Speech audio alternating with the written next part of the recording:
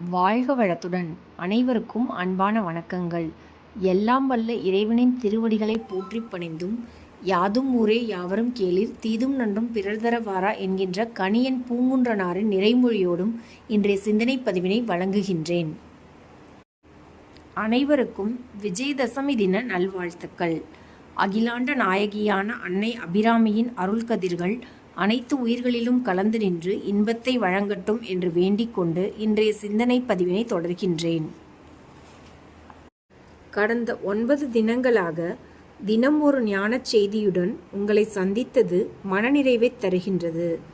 சுழன்றடிக்கும் சூறாவளி போன்ற உலகியல் மகிழ்ச்சியை தரும் காணொளிகளுக்கு இடையே நான் தொகுத்து வழங்கிய ஞானச் செய்திகளை செவிமடுத்த அனைவருக்கும் கோடான கோடி நன்றிகள்.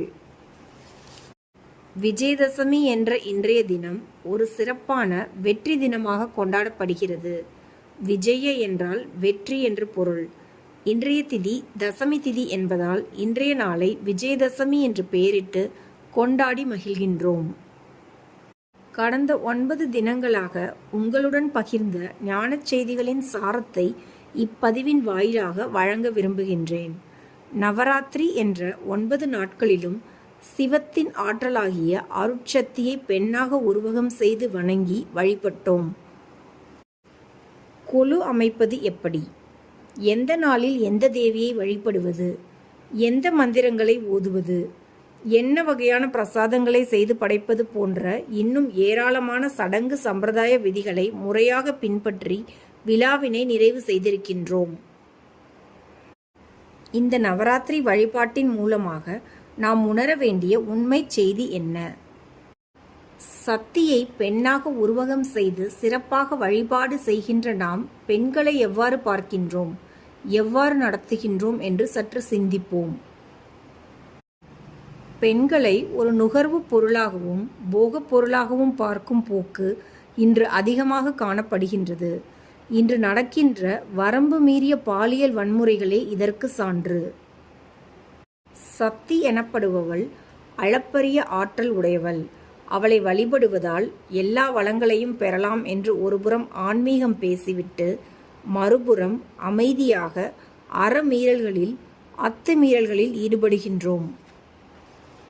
ஆண் உடல் பெண் உடல் என்று இரு வேறுபட்ட வடிவங்களை அம்மையப்பர் அருளியிருப்பதற்கான உண்மை காரணத்தை ஆண்களும் புரிந்து கொள்ளவில்லை, பெண்களும் புரிந்து கொள்ளவில்லை.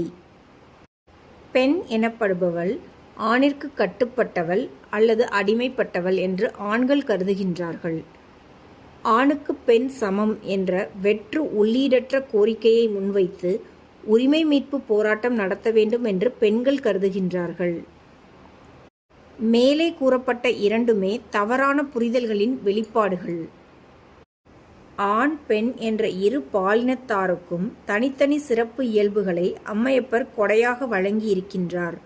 அவரவர்கள் தத்தம் இயல்புகளின் அடிப்படையில் வாழ வேண்டும் என்பது சிவம் வகுத்த போக்கு. ஆனால் நாம் என்ன செய்கின்றோம்? வழங்கப்பட்ட தனித்தன்மை இயல்புகளை ஒப்பீடு செய்து பார்த்து உயர்வு தாழ்வு கற்பிப்பது மிக கொடிய பாவம். இங்கு எந்த ஒரு ஆணும் முழுமையான ஆணும் அல்ல, எந்தவொரு பெண்ணும் முழுமையான பெண்ணும் அல்ல. இந்த கூற்றின் கருத்து என்னவென்றால், பெண்ணிடம் பெண்மை மிகுதியாகவும் ஆண்மை குறைவாகவும் இருக்கிறது, ஆணிடம் ஆண்மை மிகுதியாகவும் பெண்மை குறைவாகவும் இருக்கும் என்று பொருள். சுருக்கமாக கூறினால், எல்லா பெண்களிடமும் ஆண்மையும் உண்டு, எல்லா ஆண்களிடமும் பெண்மையும் உண்டு என்று கூறலாம். நிறை குறையை அரவணைக்க வேண்டும் என்பது இயற்கையின் நியதி. எனவே மிகை பெண்மை உடைய பெண் குறை பெண்மை உடைய ஆணை அரவணைக்க வேண்டும். மிகை ஆண்மை உடைய ஆண் குறை ஆண்மை உடைய பெண்ணை அரவணைக்க வேண்டும் என்று கூறுகின்றேன். இவ்வாறு ஒருவரை ஒருவர் அரவணைத்து வாழும் வாழ்க்கைதான் இன்ப வாழ்க்கை அல்லது சிவம் வகுத்த போக்கு. சிவசக்தி என்ற நிலை ஒருமையில் இருமை ஆகும். இந்த வடிவத்தில் சிவம் என்பது ஆண்மை மிகையான நிலை, சக்தி என்பது பெண்மை மிகையான நிலை. இந்த இரண்டும் தொடர்ந்து புணர்ச்சி செய்து கொண்டே இருப்பதால்தான் உலகம் தோன்றி நின்று இயங்கிக் கொண்டிருக்கின்றது. வேறு எந்த தெய்வங்களுக்கும் கூறப்படாத அர்த்தநாரி நிலை சிவ பரம்பொருளுக்கே உரிய சிறப்பான நிலை. மூல பரம்பொருளே இந்நிலையில் இருக்கும்போது நம்மிடம் மட்டும் ஏன் பாலின உயர்வு தாழ்வு கருத்து வந்தது? இங்கு ஆண்கள் பெண்களைப் பற்றி அறிந்திருக்கின்றார்கள், ஆனால் புரிந்து வைத்திருக்கவில்லை.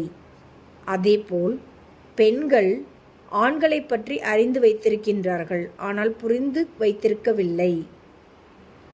அறிதல் அறிவால் நிகழ்கின்றது, புரிதல் உணர்வால் நிகழ்கின்றது. அறிவு முதன்மைப்படுத்தப்படும் போது பயன் நோக்கங்கள் வந்துவிடும். பயன் நோக்கம் வந்துவிட்டாலே ஏற்றத்தாழ்வு கருத்தும் வந்துவிடும். அறிவை தனித்து உணர்வை முதன்மைப்படுத்தும் போது உறவு மலர்ந்து விடுகின்றது. நவராத்திரியின் 9 நாட்களிலும் சிறப்பாக சக்தி பூசை செய்ய தெரிந்த நமக்கு நிஜ வாழ்க்கையில் பெண்களை எவ்வாறு நடத்துவது, எப்படி பார்ப்பது என்று தெரியவில்லை. ஆணிற்கு பெண் சமம் என்று சிலர் ஒருபுறம் பட்டி மண்டபம் நடத்துகின்றார்கள். பெண்கள் அச்சம், மடம், நாணம், பயிர்ப்பு என்ற குணங்களுடன் ஆண்களுக்கு அடிமைப்பட்டு வாழ வேண்டும் என்று சிலர் ஒருபுறம் முழங்குகின்றார்கள். இந்த உலகில் எவருமே தத்தம் இயல்புகளில் வாழ்வதில்லை அல்லது வாழ அனுமதிக்கப்படுவதும் இல்லை. விஜயதசமி என்ற இன்றைய நன்னாளில் இந்த உண்மைகளை நன்கு புரிந்து கொண்டு நாம் நம் இயல்புகளை அல்லது உரிமைகளை விட்டு கொடுக்காமலும் அதே வேளையில் பிறரின் இயல்புகளில் குறுக்கீடு செய்யாமல் அல்லது உரிமை பறிப்பு செய்யாமல் வாழும் வாழ்க்கையே வெற்றிகரமான இன்ப வாழ்க்கை. இத்தகைய இன்ப வாழ்வு அமையும் நாளே விஜயதசமி வெற்றி திருநாள். இப்படிப்பட்ட விஜயதசமி அல்லது வெற்றி விழா சமூகத்தில் மலர மலர் போன்ற திருவடிகளை உடைய அம்மையப்பரை போற்றி பணிகின்றேன். என்று சமூகத்தில் பெண்மையை போற்றத் தெரிந்த ஆண்கள் மிகுதியாகின்றார்களோ, என்று சமூகத்தில் ஆண்மையை போற்றத் தெரிந்த பெண்கள் மிகுதியாகின்றார்களோ, அன்றைய தினம்தான் உண்மையான விஜயதசமி பெருவிழா என்று கூறுகின்றேன். சிறப்பான மாற்றம் விரைவில் நிகழ வேண்டும் என்று அன்னை அபிராமியை போற்றி பணிந்து இன்றைய பதிவினை நிறைவு செய்கின்றேன். இந்த கருத்துக்களை புரிந்து ஏற்றுக்கொண்ட நல் உள்ளங்களுக்கு விஜயதசமி நல்வாழ்த்துக்கள்.